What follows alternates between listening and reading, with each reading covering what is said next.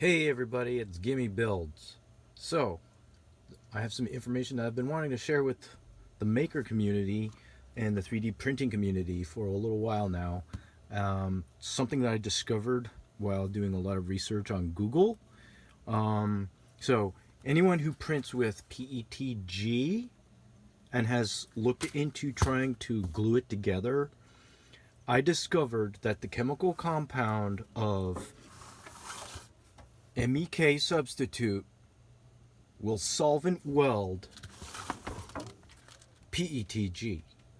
Now, for cosplayers and everyone, I think this is going to be a game changer. You can apply it to your parts using a solution bottle like this with a needle. And what I did was I printed 2 test blocks and then applied glue at the overlapping area of these 2 prints.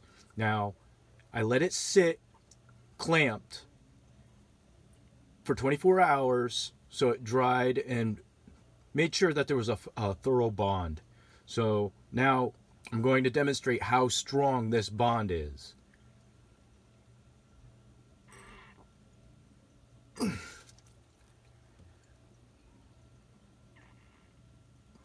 I cannot break this bond.